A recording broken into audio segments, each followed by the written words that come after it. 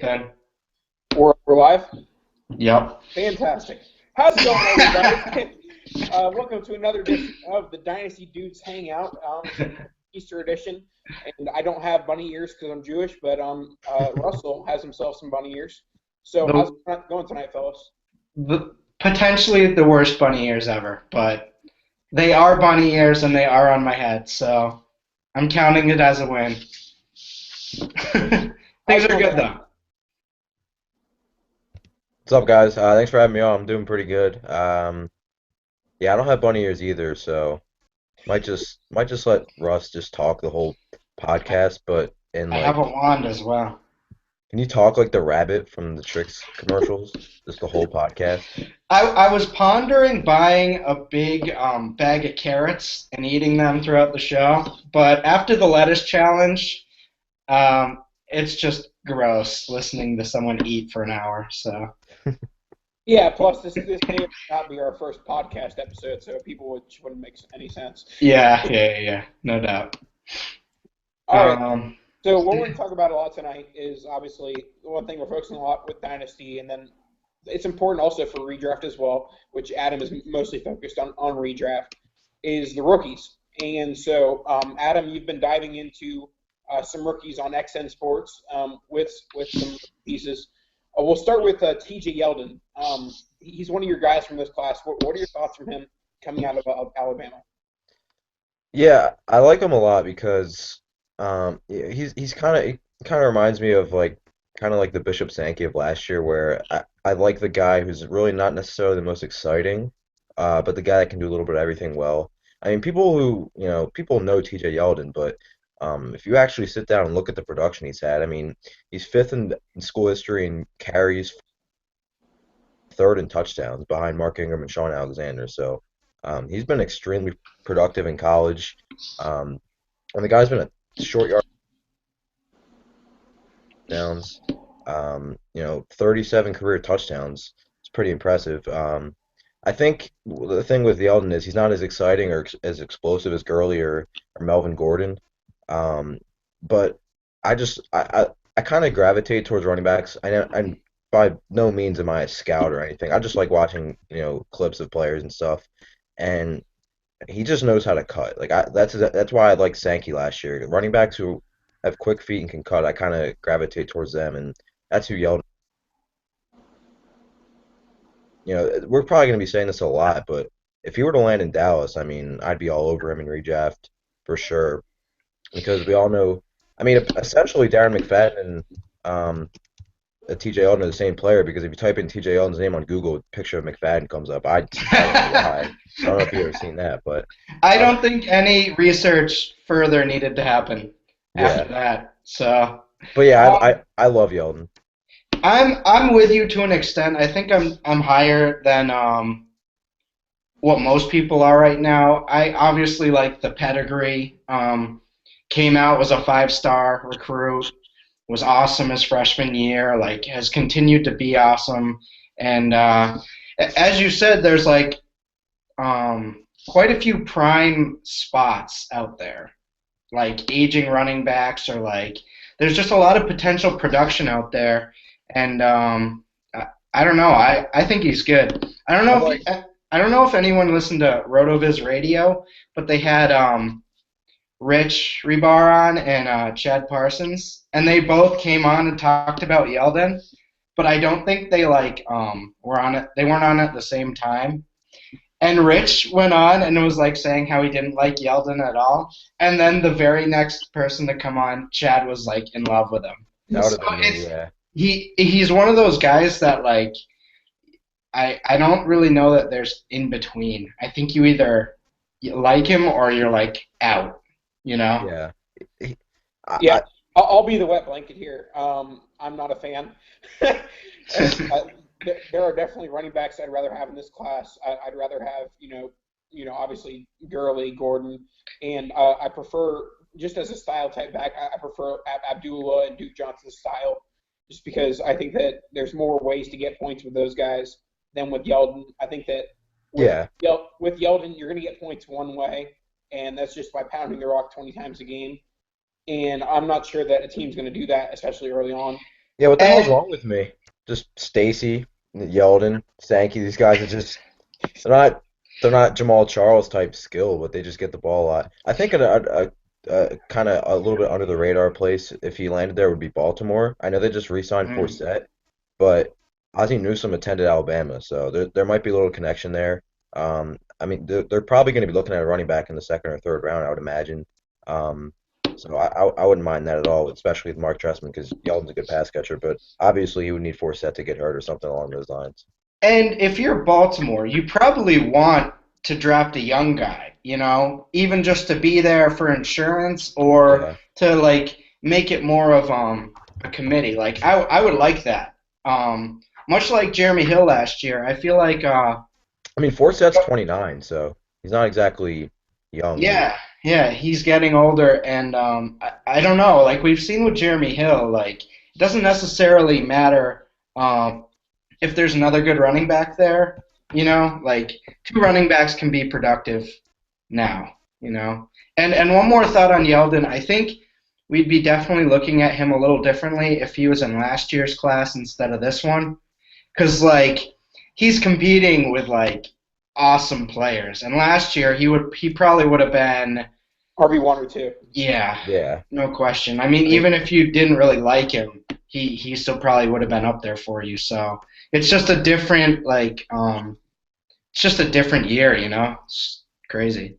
Yeah, and philosophically, I was kind of thinking about this today, and like people talk about how much we value running back situation and how much that's an impact early on and overall in a running back's career.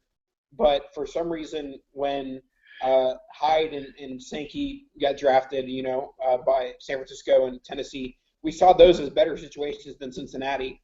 Yet Hill's the one who had the early production. So yeah. while I do think that situation is important and it's going to definitely have a large impact on redraft ADP, I think Oh that yeah. maybe we shouldn't value it quite as much. If you were a Jeremy Hill fan, then you could have been drafting him everywhere in redraft last year, type of thing. It's weird because it matters. Like it definitely matters, but you sort of have to go through player by player. Like you can't just say, "Oh, like that's a bad situation. Like I don't like him anymore." It's definitely you have to go player by player. Um, so I definitely take situation into account, but I don't think it's a career ender unless it's Oakland. Then it's all over. Then it's all over. All right, so we'll move on from Yeldon to another guy that Adam has looked at, and a guy that we talked about a lot, me and you, Russell, Jameis Winston out of Florida State. What were your thoughts on him coming out? Winston is pretty much it's pretty simple for me to kind of analyze Winston. If he stays out of trouble, I think he's going to be pretty good at the NFL level. You have everything you essentially want in a quarterback. I mean, the size is the first thing that comes to my mind when I think of Jameis Winston. I mean, it's automatic if you can see over the lineman like that, and plus have a strong arm as he does. Obviously, he's just got to stay out of trouble, and he's going to be the number one pick. I mean, I don't see him getting into Mhm. any off-field issues from now until the 30th of April. So I would pencil him in as the number one pick. And if he goes to Tampa Bay, I mean, I think there's some appeal in redraft and dynasty for him this year. I mean, we've seen the NFL turn into a huge passing league, and I looked at the numbers from last season that had a wide receiver one in fantasy on their team and didn't finish as a quarterback one last year was Jay Cutler. So you look at what Mike Evans did last year. I mean, he was essentially a wide receiver one. You have Vincent Jackson, you have Austin Seferian Jenkins, you have Doug Martin who sucks, so they won't run the ball. Uh, um, no, but I mean, I used to kind of be pro Mariota over Winston, but the more I kind of watch Winston and look at what he's done in his career, I mean, his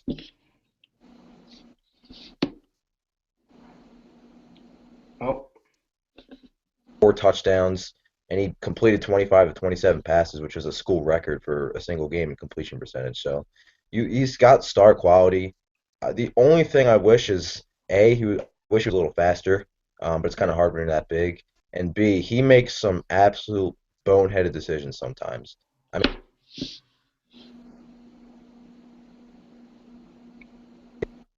he like backed up from like the 10-yard line to the 3-yard line and just threw it off his back foot in a triple coverage. It was like there's a gif of it in the article I posted at XN Sports. It's like mind-boggling bad how some of his decisions are, but I mean he's good on the deep ball.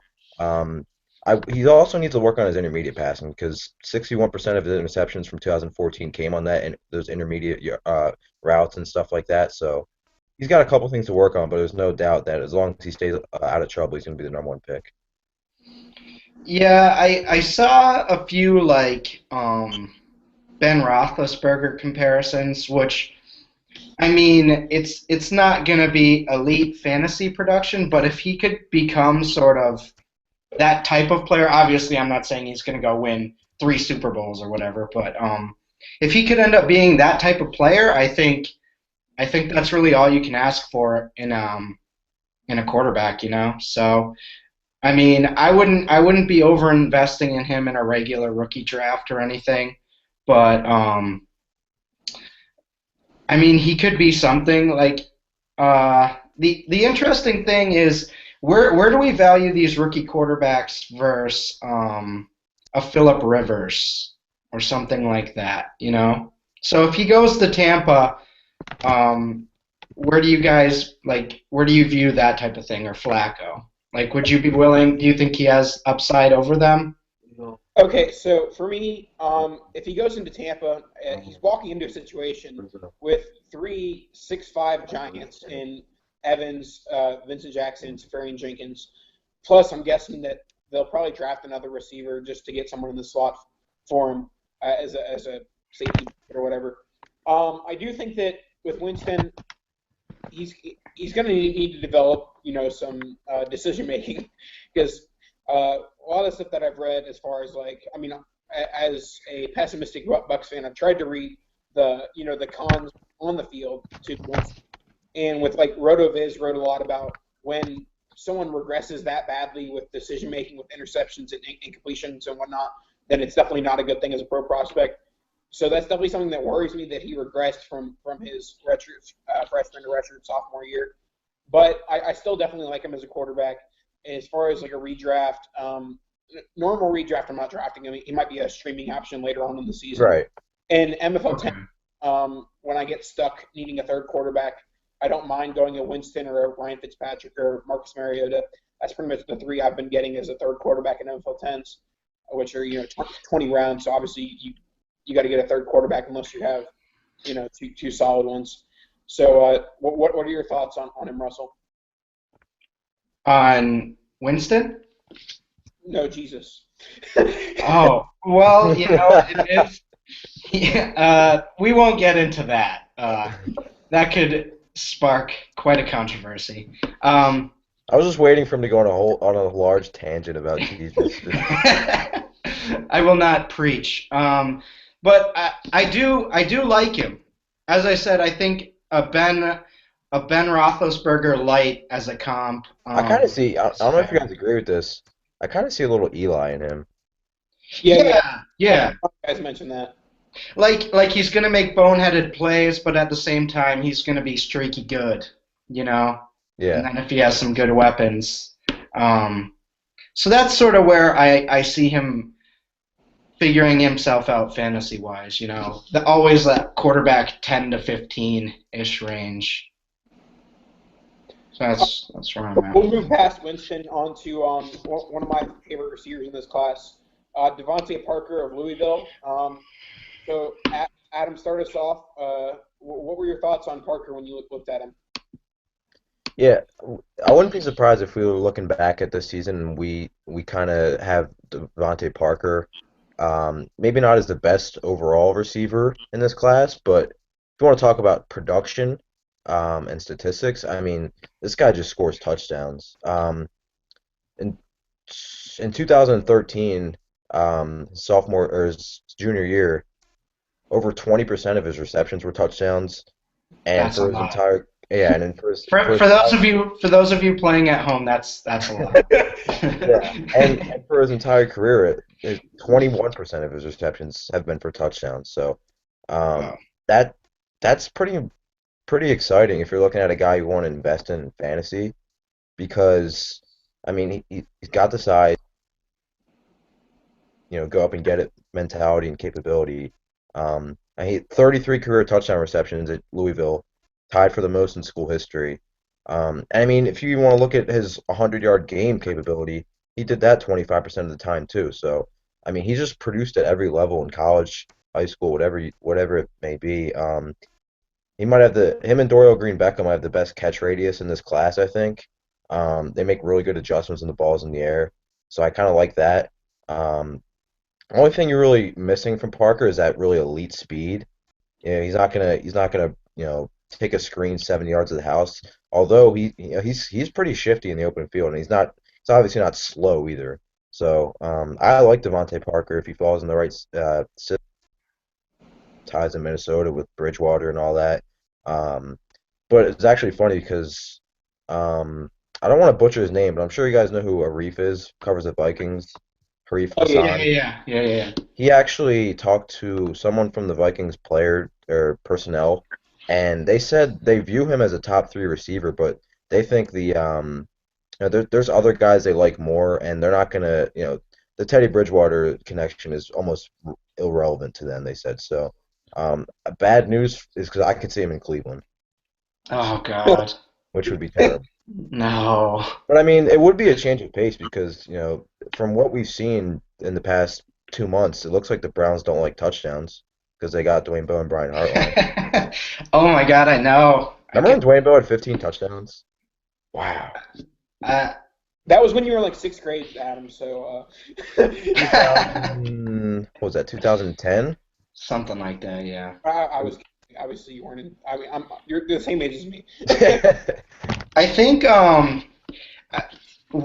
Todd Haley was the butt of a lot of jokes for a while now, but he gets receivers fantasy production. Like that 15 touchdown season was with Todd Haley, and then you look at what he's doing with Antonio Brown now, and so I don't know. I don't know what happened to him. It's a sad story.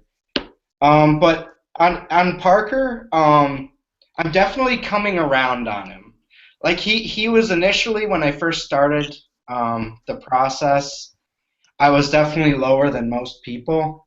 Um, and I just started like looking at him a little closer, and I just might be biased against like those types of players. Like I don't know. And then I started talking to more people about it, and I got a Braylon Edwards comp, and then I went back and watched him again, and I'm starting to see that. Like Was I that definitely, you? yeah, I Yeah. definitely underrated his ball skills the first time around. Like he makes some really awesome catches near the sideline and in the end zone, and like you said, 20% of his catches. So um, I'm definitely coming around on him. He's definitely in the battle for like top two receiver for me. Yeah, for me, like I said, I like Parker, and I think that him, White, and Darrell Green Beckham, depending on how willing you are to take a risk, all three of those guys are pretty even for the wide receiver two position. And for me, Parker, I probably have him ahead of Green Beckham and just behind White, just because I think White has a little higher of a ceiling. Um, but yeah, I do like Parker a lot. In fact, that you diffused my hope for Teddy to Devontae Parker love. I'm not a fan of you right now, Adam, because I think that would be amazing. He's got Mike Wallace guys. I There's mean, no if that does happen, I'm gonna have Teddy everywhere. I'll tell you that. Oh yeah, absolutely. I'm thinking about him. I look at him in these either MFL 10s or Dynasty League startups, and I just look at him and I say, a year from now, we could look at that and say, I should have picked him every time. Like his value I could see his value skyrocketing by next year. I think when I was listening to Corn Carter and JJ on Living the Stream, I I, I think Denny said that in MFL 10s, Yeah, Bridgewater no, was going ahead of Peyton. I fact check him. Sorry, Denny, you're wrong. I Um, was about to say. I literally just checked it. He's QB 15 in MFL 10s, not QB 8, ahead of Peyton Manning. What Damn Denny it, Denny. checked, this happens to all the best of us. So Denny, I know you're a huge watcher of the Dynasty Dudes Hangout, but what Denny was looking at was on the MFL thing. There's the normal. It says redraft, but it's not really redraft. It's redraft with all of Ryan McDowell's Dynasty mocks, and then there's which is just a wave of dynasty movement. So it definitely changes things. And then there's an MFL 10 specific tab, and that tab tells you what's actually happening in MFL 10s, which is really the Interesting. only true redraft ADP going on right now. Gotcha. I was about because that would have been insane. Yeah, no, because I listened to that podcast and read your sleeper article, which we'll touch on, and I was like, what? So yeah, no, we'll get into that a little bit later. But yeah, no, for those at home, if you're ever looking for accurate redraft ADP, you go to MFL My Fantasy League, and then you go to MFL 10 tab, not just redraft tab. The redraft tab is not accurate whatsoever. All right, so we'll move on to the next rookie that Adam has covered. Is Jay Ajayi, another one of my favorites in this class. What were your thoughts on him coming out of your film study, Adam? Yeah, I said it with a lot of running backs. Like, I love running backs with really good footwork, and if you watch his footwork, it's almost insane. Um, I mean, I know he used to play soccer, in England, so I mean that probably helped. But when he's with that footwork just constantly moving, it's really fun to watch. There's obviously been a lot of Marshawn Lynch comparisons, and I get it because the measurables are really um, they're about an inch apart, like 7 pounds apart, had similar verticals, similar bench reps. But I don't think Ajayi runs anywhere near like with the violence. He's not really a violent runner you would expect for a guy, who's relatively big, 6'6", 220. So I don't think he's a violent runner in that sense. So I don't really see the Marshawn Lynch comparison as much as everybody else. But he's really good at catching the ball to the backfield. Um, just played a lot at Boise State. I mean, he was a workhorse for them. And the thing with his footwork is, I mean, he moves his feet so quick that he can hit you with like a variety of moves at one time. So I really like that about him. The only downside I really see is he has some ball security issues. Doesn't run with like the power, like I said, that you would think he would run with. And sometimes he kind of gets too cute and tries to break stuff to the outside. But other than that, I mean, I really like him. If I wasn't like so bullish on Yeldon, he would easily be my third ranked running back. But because I love Yeldon so much, I put Yeldon just one spot Oh, in. okay. So what's your top five running backs right now? Like Um, Gur ranking wise. it would go Gurley, Gordon, Yeldon, Yeldon. Ajayi, and I actually don't have a fifth yet because I was debating who I want to do next. So I don't know if I was going to do Duke Johnson or Emil Abdullah or Tevin Coleman. So I actually don't have a fifth right now because I haven't really looked at their games a lot. Yeah, If I had a fifth you right, want to look closer before yeah, you if I had start to pick a on. Yeah. fifth now, I'd probably go with Abdullah.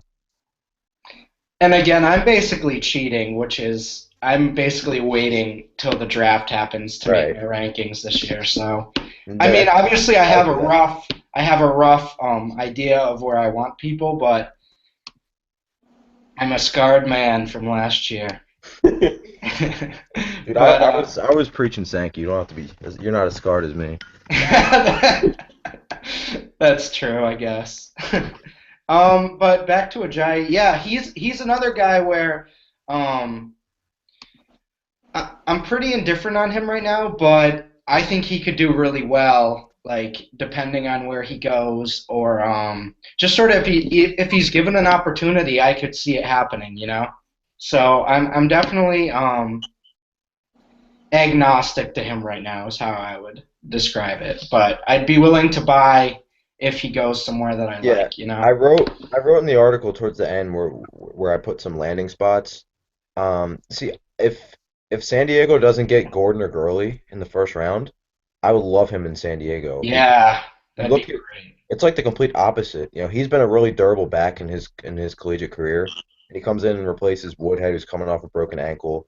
Um, they obviously had a history with Ryan Matthews. He's obviously gone, but they haven't had that steady, capable, you know, consistent presence since LT. So I know Brandon Oliver's there, but there's no doubt they're going to draft a running back, and I think Ajayi would be an awesome fit there.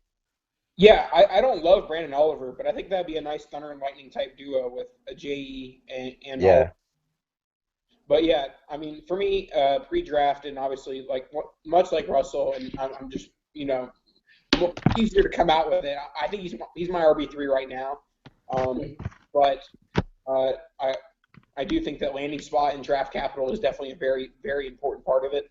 Um, but yeah, we'll see how that goes with the JE. But I definitely do like him, and I think that he'll be a mid to late first in rookie drafts. And he's right now. I'm pretty sure he's the third running back coming off the board in the NFL tens as far as a redraft perspective. All right, so this is an interesting one. The last rookie we're going to focus on specifically is Dorial Green Beckham. He this is an interesting thing because we aren't really sure where he's going to get picked in the NFL draft, and that could definitely have a large effect on his rookie year as far as what he's able to do, what kind of targets he's able to get. But what are our thoughts on Dorial Green Beckham? We'll start with you, Adam. yeah. I hope he can stay out of trouble because like there's a legitimate possibility he could be the best receiver in this class. I mean, you can't really teach 6'5", 230, 240. Not to mention he runs a sub 4.5 40.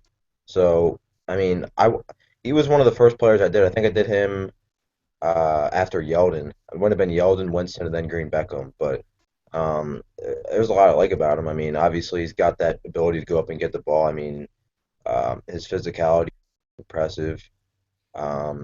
Like there's this one catch, I think it was against Kentucky, where like he leaped, the ball was thrown at the behind the defender's helmet, and he just reached over the guy's head and pulled it in. It was a pretty sick catch. But I like him a lot. I mean, I've seen a lot of mocks where they have him going in the first round now, despite the off the field stuff. So That would be a big like vote of confidence if someone picks him in the first round. You I could see know? the Niners doing it. Yeah, and I mean if that happens, then that definitely changes a lot for me. I'm just skeptical right now because we've seen um, even a guy like Isaiah Crowell last year, where like he was clearly really talented, and Right. he went undrafted, correct? Yeah, he was a undrafted free agent. I mean, obviously he figured it out, and he ended up getting an opportunity anyway. So I mean, the talent is unquestioned for him. But if he does go in the first round, I would really like that. I could see him. I think he's going to go to either the Niners because their GM is very aggressive. Trent Balk, he's really aggressive. hmm Um, so I mean, I'm pretty sure they traded up to get Carlos Hyde last year too, and Eric Reed the year before. So he's not afraid to kind of invest highly in players that he likes, and they could use a receiver. I also think the Dolphins is a possibility because right now they kind of have a bunch of speedy guys who play a lot in the middle. They could use a guy on the outside with you know strength and size and stuff like that. So those are two teams I'd probably would look out for. Yeah, no, the whole mocking game with trying to mock players to teams. Um, I, I don't even try because I know that's Yeah, That's where I'm at. Like I see people do mock drafts, and I'm just like, I'm not even gonna try to tackle this one. yeah, I've Like, never done a mock draft. It's tough. yeah. yeah, He's like but he's like one of the most interesting players to me in this draft because of the off the field stuff, the kind of high risk, high reward situation with him. yeah, no, I remember back when Doral Green Beckham, it was I guess about a year ago or whatever. People were starting to comp him to Calvin, and Yeah. I don't see that. I see definitely more of an AJ Green type thing if he can stay on the field. Which obviously that's definitely not a slight. That's definitely Yeah. it's good for him. But it's just a matter of whether you're willing to take that risk in redraft or dynasty. And as far as like an MFL 10 perspective, I'm kind of avoiding him because of just draft capital, the possibility that he does screw up. It's just really not worth the risk in a draft only type format. So let's say um, Green Beckham goes at the end of the second round, and Devontae Parker goes in the 20s, 15 to 20. Is that? Oh, would you guys have Parker in front of him now? Yeah. I do, yeah. This. Okay, so like, is he like your fifth guy around there? Yeah. Yeah. I mean, he's pretty much like with Melvin. Okay. Yeah, I could just see him shooting up, depending on where he goes. So, I mean, if he goes first round and goes to a good spot, I could potentially see him He might breaking into that top four. he might go 1-1 in some drafts if he goes. Yeah, like I wouldn't be surprised, and I wouldn't necessarily hate it. I wouldn't do it myself, but I wouldn't hate it either. So, All right, so it is April 5th, 2015, which means it's never too early for some sleepers. Uh, Adam, you recently wrote up Such a degenerate. you recently wrote up some sleepers for XM Sports. Why don't you talk about a couple of them? Well, let's get this out of the way first, because I know you don't like this word sleeper, and to be honest, I don't love it either. Okay, okay. So oh, we're getting right into it. I feel like I rant about this every single year, at least ever since I've been on fantasy Twitter. Like I remember, like last year, DeAndre Hopkins being a sleeper. I was like, who doesn't know who DeAndre Hopkins is? Well, I Yeah. think it's also like in the context of sort of who you're trying to write for, you know? Like if you're an NFL.com, like you kind of have to sort of frame your articles towards that. Because I mean, if you're writing about Marcus Wheaton, like nobody's going to read that. Yeah, no, but it's just like the fact that in today's digital and media world, I don't want to sound like an old timer, but like, You but like, did, there's no so. such Yeah, that already happened. but like there really isn't such thing as like, oh, a player that I don't know who they are. Like it, Yeah. yes, there are like in my home league. If I were to ask, uh, if I were to ask people in my home league who Marcus Wheaton was, they'd be like, who the hell is that? Yeah. Sometimes it's taken into the context where just a sleeper is anybody that obviously other than like the Calvin Johnsons and those types of guys, anybody who someone thinks is gonna kind of vastly outperform their ADP. I've seen a lot of people talk Yeah. about it in that sense too, but I don't love the term sleepers. I don't really think there in a sense is such a thing as like a sleeper, but it's kind of hard to it's kind of a lengthy title to put. Fantasy football 2015. Guys who I think are being drafted too low, but I think can have a really good year. So, I don't so know, dude. That's clickbait to me. I'm hitting that click button every time when I see that. Yeah, no, RotoViz loves those like 15-word titles. 7 commas. Yeah, but like I guarantee you, at some point, whether it's NFL or ESPN, they're gonna write a sleeper article on Carlos Hyde, and he's gonna be drafted in the third round in every draft. Yeah, No, that's so no. frustrating. I, Oh my God. I agree with you that it's obviously not a term you like, it, but I get why people use it. You know what I mean? Like, It's for like the 95 percenters that aren't us, that aren't the elite. yeah, like we're complete degenerates. So I All right, so don't know. Adam, let's dive into your sleepers now that we love the term so much. Yeah, I mean, by the time we start, I mean, I put him in here just because I like him this year, and that's Eli Manning. I don't know if he's going to be a real big sleeper because of last year and Odell Beckham and everything, but going back to the Living the Stream podcast, Danny made a good point. If you're not willing to take Odell Beckham in the first round, which he's probably going to go in most leagues, a good way to invest in him is to get Eli Manning. I mean, he thrived in Ben McAdoo's offense last year, and I remember there was a point where wasn't Ben McAdoo saying he's going to complete like 70% of his passes or something like that. He completed 63.1%, which is the best of his career, and that says something considering he's in his 11th or 12th season. So, 14 interceptions were the second lowest since his rookie year.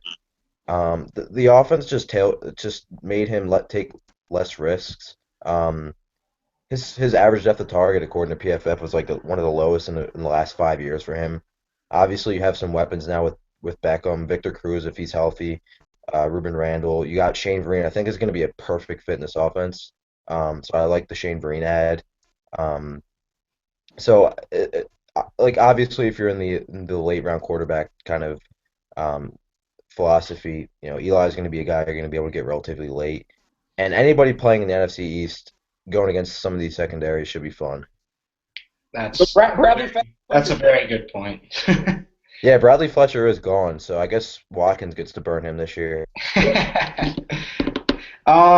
I do like Eli, and I feel very similar about him and Flacco this year. I think they're both going to put up some really solid numbers for where you can get them, especially in redraft. I mean, that just makes late round quarterback much more appealing, because even though they're big names, they don't have big fantasy names. So Yeah. they always go later. Like So that that's how I was like I feel like the way I am with Eli and the guy we're talking about next, who I already kind of mentioned, so I'll say his name, Teddy Bridgewater. They're gonna be I'm gonna target them exactly how I viewed Ben Roethlisberger last year. Like I took you, yeah, I don't even know how many times I took Ben Roethlisberger in mocks and leagues last year. It was ridiculous. I wish I could say the same. I was So, way too interested in Johnny Manziel. Oh man. so with Teddy, is it about his development, his weapons getting better? What is it that you think he makes the next step here? A lot of it's definitely his development. From weeks 12 to 17 last year, he was a top 10 fantasy quarterback. He averaged, a little over a touchdown and a half per game during that span. I actually found this stat. I forget where I found it, but it's pretty interesting that he became the first rookie quarterback ever to have four straight games at 70% completion percentage at least. So, I mean, you could just tell with each week he got better and better.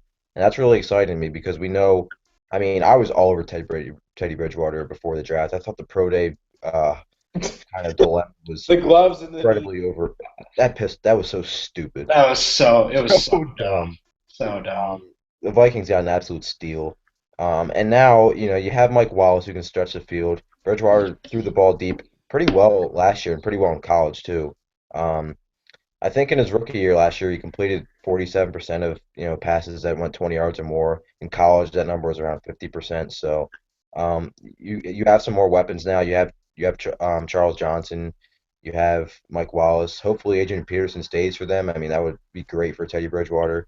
Um, I just really, from what I saw from weeks 10 or so to 17, and even before that, just really excited about Teddy Bridgewater and like he's the type. Since it's so hard to find like that Aaron Rodgers, Andrew Luck, like it pisses me off because Bridgewater is the exact quarterback I wish Buffalo had right now. It's so upsetting. That would, if you put him in Buffalo right now, that offense would be fantastic. It would. Well, Um, Matt Castle's gonna sling it. I told you we were gonna talk about Matt Castle whether you like it or not. that's true. You did. As I said earlier, I think Bridgewater could be one of those guys we look back on a year from now and say, why didn't I pick him every time in every league? Um, Right. so while it's not a guaranteed thing that he ends up like that Rodgers Luck tier, I do think he has a really high ceiling, both fantasy wise and real football wise. So I'm definitely buying him wherever I can. All right, so Adam, let's get into one of the other sleepers. I'm pretty sure a couple years ago I only drafted C.J. Spiller third overall because you hyped him all off season that year. But I loved I Spiller. gotta go. I'll talk to you guys later. Yeah. what happened to C.J. Spiller this off season? I even wrote it. Like at first, when I saw that he was going to the Saints, I was like, all right, whatever. But then I thought about it, and this could be like, especially from a PPR standpoint, this could be really good for him because we've seen, I was dead wrong. I thought Spiller was going to be, an every down franchise type back. I mean, he's still incredibly good. I mean, this is a guy who's averaging 5 yards per carry for his career, I think, or close to it. So, I mean, he's definitely a good running back. And now, Jimmy Graham's gone, and so were his 300 targets over the last two seasons. Pierre Thomas averaged 70 targets during that same span. You have a team that passes to the running back almost more than any team in the league. I mean, I put a little chart in the article. Since 2011, the running back percentage of targets 30, 30.1, 31.2, and 25%. So a quarter of the targets are going to the running back at least every single year. Um, you know, like I said, Pierre Thomas is gone. Spiller caught 40 passes a couple seasons ago in Buffalo. they're really excited about what he can do in the passing game. Sean Payton was talking about it. Drew Brees is probably the best kind of intermediate type slash screen passer in the NFL. And you don't have to worry about him getting hurt as much because he's not going to handle, that in between the tackles work as much as he did that Mhm. the year in Buffalo. So I kind of like him. I think he's like, you remember after his breakout year, he faltered. Now I think he's kind of a post type sleeper again. So he's like a post type sleeper. Um, and I think he fits the offense well. So I'm excited to watch him in the passing game. And he's still going to run the ball a decent amount too. It's not they're not going to hand the ball off to him. Yeah, I mean, even in those first 2 years of his career, like you could see that he had special qualities. And then 2012 happened, and it was just like one of the best years ever, a running back ever had. So I do believe, um, I do believe he has elite talent, which is obviously a buzzword in the Twitter sphere, but Even Joe Flacco. yeah, but I mean. He's just basically like Jamal Charles if he was much more injury prone, you know? Right. So I am loving this. I think his ADP is going to rise quite a bit by the time redraft season gets here, But I do love it. I think he could potentially be a low end RB1. So All right, taking a so hard stance on him. we'll move on to the sleepers for now. A couple things I do want to hit on, just make sure we get it in. One of our faithful followers asked us a question about something that's becoming more and more common. Start one running back leagues versus start two running back leagues. Um, how does that value change from a redraft and or dynasty perspective? For me, I'll just do a quick hit on the redraft side. I really don't think that one RB versus two RB affects my evaluations in redraft at all. I think that I'm going to want running backs regardless, and I'm going to want those guys who are going to give me the safe amount of points and the higher ceilings than maybe a wide receiver does, especially in PPR with like a pass catching running back. But you guys have any thoughts on either side of that? One running back versus two with redraft or dynasty? I'll take Yeah. the dynasty side. I already lean um, more towards wide receiver being more valuable anyway, so that's already sort of taken into account. That's already sort of built in to my ranking and sort of drafting. So it doesn't really change much for me. I do think in the middle-ish rounds it opens up some RB value sometimes. I think some people completely ignore the position at that point, and I think you can get some decent guys in the middle rounds. But other than that, it changes a little, but not a lot for me. Adam, yeah, Yeah, I'm with Nathan. yeah. Um, I just I just think if I can get one of the safer running backs, I'm gonna do it regardless. And if I don't, I don't. I mean, that's how I kind of go in every draft. Yeah, so you don't necessarily change if you were in a league that was like a start one wide receiver, start one running back, and four flex. You don't think it changes much from a redraft perspective? No, not. I mean, maybe a little bit, but I don't think I would drastically change at all. All right, well that makes sense. So now we're going to do something a little fun. We're going to do a redraft rookie draft, and this may be a bit unnecessary before the draft, but essentially we're going to be picking our favorite players if we were doing a redraft today, solely the rookies. So Adam, kick us off. Who is your number one overall rookie from a redraft perspective? Whichever running back is on the Dallas Cowboys. No, I'll take Todd Gurley. I don't know about you guys, but I'm in the Gurley over Gordon camp. Yeah. See, I'm in the Gurley over Gordon camp, but I don't think I am in redraft. I think that it's an unnecessary risk to take Todd Gurley over, Yeah. over Melvin for a 1 year stint. But Oh yeah, we are doing redraft, aren't we? I'm an idiot. Well, but but here's I the do like point. Gurley though. The point of contention is, um, how much of the season is he going to be a part of this year? So, like, if he's back for week one, then he's definitely my 1-1. But I'm just not totally sure when he's going to be back yet. So um, I think Melvin right now is slightly above him in a redraft sense. Right, yeah. That's definitely fair too. So are you saying that that's your pick at two is Melvin? Yes, yes, I am. Yes, I am. All right. So with the third pick, this is really close between two guys. I'll go Amari Cooper actually because I think that he has the higher ceiling of the remaining rookies outside of Melvin and Gurley. Um, yes, rookie wide receivers outside of the 2014 class do tend to be inconsistent and do tend to struggle, but I think that Cooper is a fairly safe option, and he definitely has a decent ceiling his rookie year. So you're up again, Adam. Yeah, I like the Cooper pick because I think he probably has the highest floor too. Yeah. Um, And man, he's gonna get opportunity year one. So we've already seen rookies can produce, rookie wide receivers at least. So right. This is tough without having them on teams, but yeah. I kind of want to take Devontae Parker. I kind of talked myself into him with all that touchdown talk.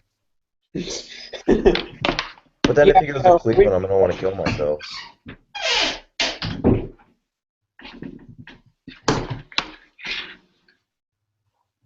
Nice work.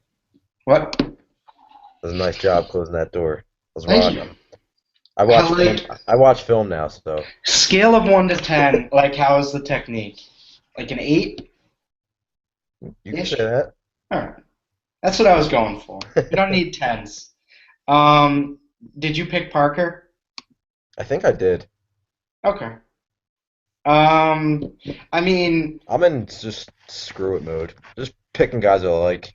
yeah, I think I would go with Kevin White here just because the combine and everything pretty much boosted Yeah. him into mid um, first round range, if not higher. So I definitely think the opportunity is going to be there. I would actually wanted to take Parker, but I after that I would definitely go White here.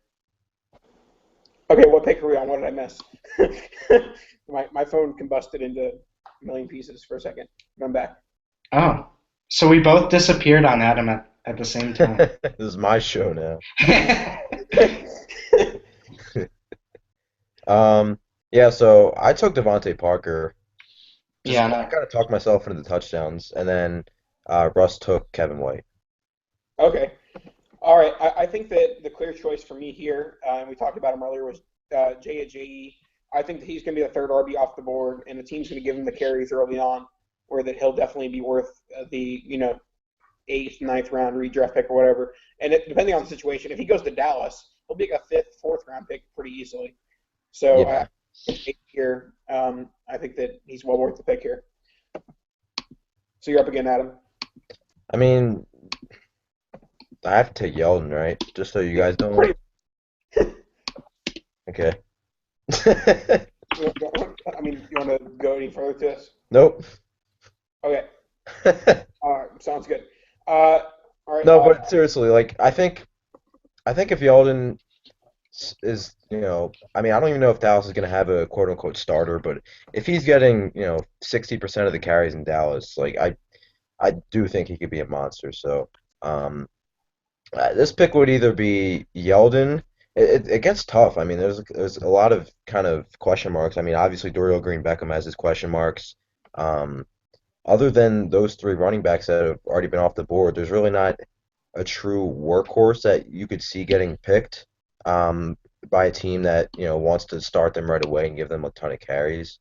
So I'm just gonna take Yeldon here because A, I love Yeldon, and B, I kind of just want to take him, and then if he does land in Dallas or if he does land in Baltimore and gets a lot of work, then I think he'll be good.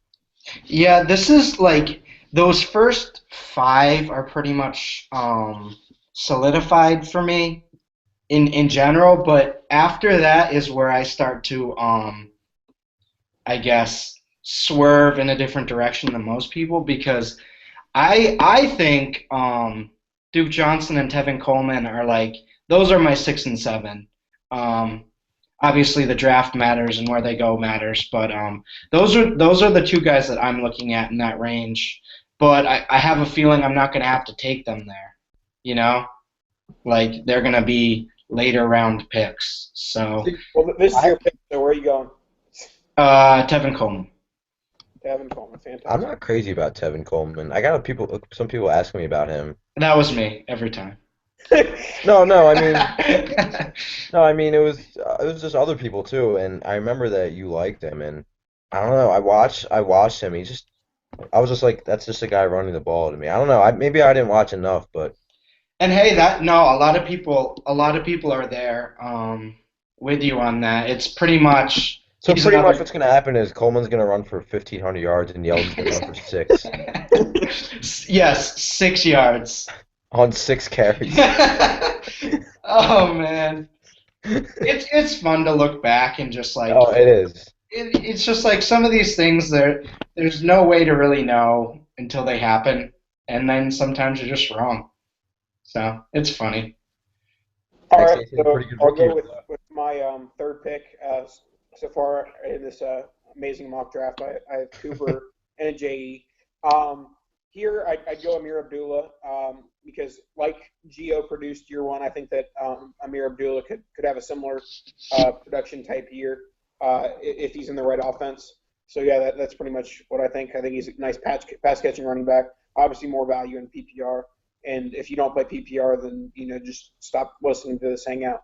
Dear Lord. Nathan, that's part of our market that we're trying to hit here. Okay. All right, you're up with pick 10, Adam. Yeah, I was actually looking at Abdullah, so thanks. Here's Adam's muted again. There he is. Did I mute myself? Yeah, you've done it a couple times, but go ahead. Cool, man. Um, yeah, I was actually looking at Abdullah, so now that he's gone, I might just take another gamble on Dorial Green Beckham because I view him as a top three receiver at borderline, and if he pans out, I think he could be, like you said, I see the AJ Green comparison. I think a team like San Francisco would be solid for him. Strong arm quarterback. Um, I'll take Dorial Green Beckham. I mean, I could definitely see him having sort of a Kelvin Benjamin-esque role with some team, if he goes to a wide receiver needy team where they just throw him like 120 targets and then Yeah. he'll score. So I could definitely see that. I just hope he Um, has one of those Jericho Cotchery years where he has 27 touchdowns. That'd be great. um, I I just mentioned him, but I'd go with Duke Johnson next. Yeah, I definitely need to watch Duke Johnson. He's another one Ghost. where you'll either love him or hate him pretty much instantly. That's where people are. You mean in between the two plays where he gets concussion? That's definitely a problem that I'm gonna have to talk to him about. But uh, come on, Duke, get up. All right. I'll wrap up this little redraft, rookie draft weirdness that I invented in my head this morning. Um, I'll go with, you know what, Jameis. Screw it. If Screw it. Jameis has the weapons in Tampa, he'll be a viable option in redraft. Yeah. Probably be more startable than a couple of guys we've already drafted. Um, so yeah, I think he's a decent option, a nice streaming option in a deeper league where you can roster streaming options if that makes sense. So basically, Nathan wins because he has a quarterback on his roster. Yeah, that's true. Yeah. No, and since we're doing this for a redraft, I actually I'm with you on that because while 2014 was ridiculous, most of the time like rookies don't necessarily produce year one. So once you get down to like the 10 to 12 range, you're sort of looking at guys that are going to take a little longer to sort of get opportunity. All right, so after that, we're going to get a little word from our sponsor real quick. Reality Sports Online is a powerful fantasy sports platform where owners get to build and manage their fantasy team like an NFL general manager. RSO features the revolutionary free agency auction room, which mimics NFL free agency, enabling the fantasy owners to compete against each other to navigate with and sign with the NFL's top talent to single or multi-year contracts. An intuitive algorithm acts as the player's agent, automatically valuing offers using the same factors used in real life: the total amount, per year average salary, total guarantee, and contract length. In addition to its revolutionary free agency auction software, RSO's League Manager has tons of other cool features, like in-season signs and cuts, multi-team up to 5, and future draft pick trades, franchise tag, injury reserve, automated contracted salary cap functionality, and much, much more. Test your general manager skills today by participating in a free mock free agency auction room at realitysportsonline.com. And you can use the code DUDES10 to get a 10% off league entry fees. Once again, 10% off league entry fees just by putting DUDES10, DUDEZ 10, Kadosh. This just brings me back to the YouTube videos that you shared. Oh my God. Dude, you were the cutest little broadcaster, my man. How did that happen? How did what happen? Like, you were like 8 years old in one of those. No, I was in high school. Oh, no, not the high school one. You like did it in those were all high school? Yeah, no, the youngest one was my freshman year. Oh, okay. Gotcha. Yeah, The little John Butchergross. Yeah, right? I didn't realize I was working with a trained professional. Are they better than the workout videos though? Or the training ones? The Nathan No, was nothing no. better. That's- All Might right, have to be some linkage so you haven't seen. Yeah, right.